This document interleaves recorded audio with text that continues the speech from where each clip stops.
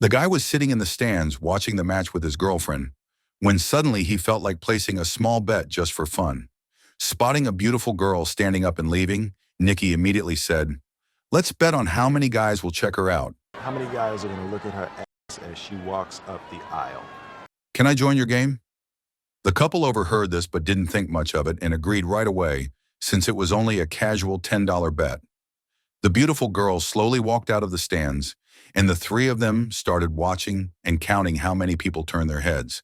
The final number was 7. Jess guessed closest, so she was the winner. Lewin happily handed over the money and suggested they play another round.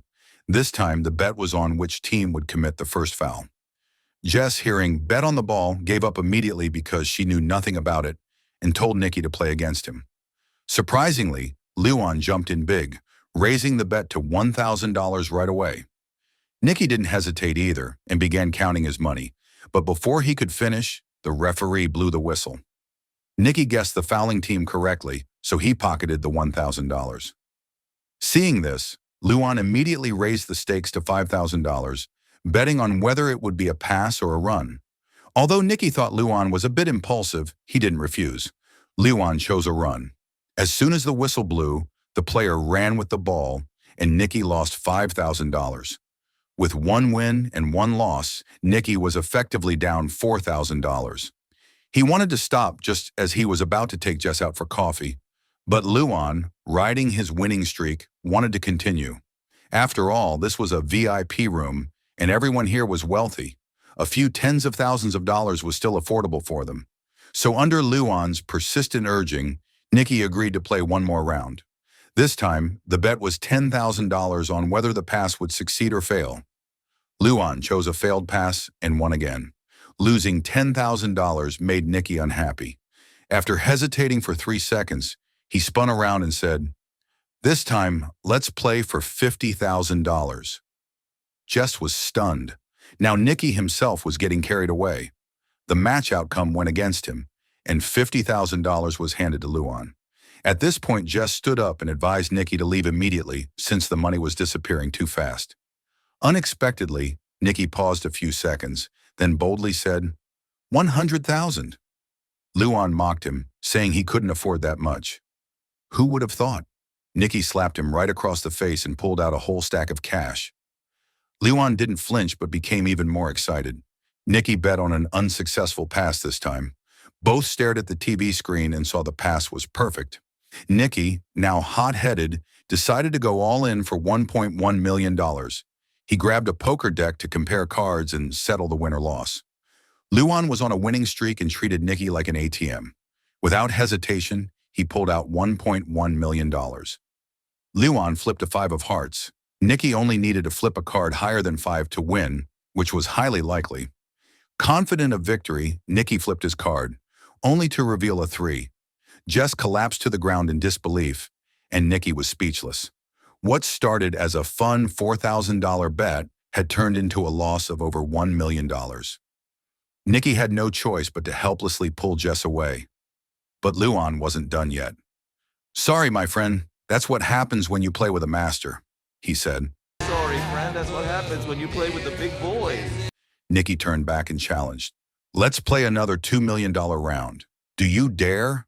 He told Lewin to randomly pick a player on the field with binoculars. If he guessed the jersey number correctly, he would win. Lewin was stunned. Wasn't that just giving away money? Did Nikki think he was a mind reader?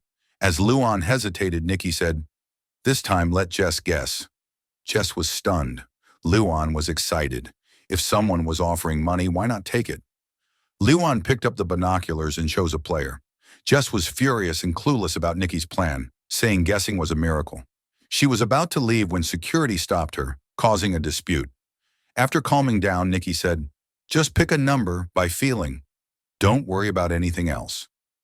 Lewin quickly found a new target, and it was Jess's turn to guess.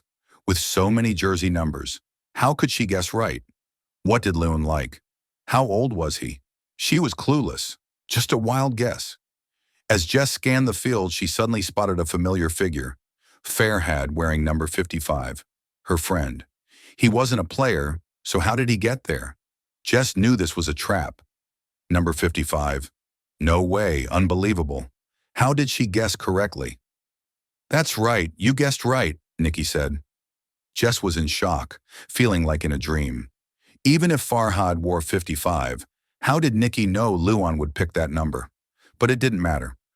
This round not only recovered their money, but won an extra $1 million. Excited, they left the stadium carrying 2 bags of cash. In the car, Nikki explained everything. They had been tracking Luan for a long time. Luan was famous for being a gambling addict in high society, eager to play any game. Nikki's team planned everything, knowing Luan would watch today's match.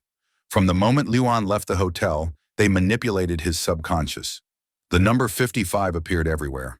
On billboards, on the security guard's lapel pin, on roadside signs. They even showed him a photo of Farhad beforehand. Besides visuals, they implanted auditory cues, a song called New, repeating the sound WKU, which sounds like 55 in Chinese, 124 times. After winning over $1 million, Luan acted on instinct, believing 55 was lucky. Jess didn't know any of this, so her reactions were genuine, never raising suspicion. After Nikki finished explaining, Jess thought he was amazing. But little did she know she had been planned for the longest. A few days earlier, Nikki was pinned on a bed, a gun pointed at his head. Sitting beside him was Jess, whom he had just met. Nikki was clearly set up but didn't flinch. He said he had no money, and if they wanted to shoot the guy. They realized Nikki was a master and left to find another target. Nikki followed Jess and told her she had natural talent and should develop con skills for a long-term living. He also revealed he was the 3rd generation in a family of master con artists, mastering every trick. Jess was confused, but Nikki didn't mind taking tuition. As they left, Nikki immediately demonstrated by swiftly stealing Jess's ring, spinning her around, then making her watch disappear. While she put her watch in her bag, the ring returned to Nikki's hand. Before Jess could react, Nikki threw her wallet and gym card back to her. The secret was misdirection. A few simple moves completely convinced Jess. Months later, Nikki rented a place in New Orleans to recruit more members and start work. As expected, Jess found him. It was also an interview to test if she really wanted to join. After she joined, the team leader took her out. Today was Carnival Day, a perfect chance for Jess to start. Holding a map and asking directions, Jess distracted tourists while teammates stole wallets. At first awkward and making mistakes, Jess adapted and exceeded expectations. When the team returned, Nikki praised her as a genius. From now on, she was a real con artist. Jess was excited, and Nikki knew this was just the beginning of their journey.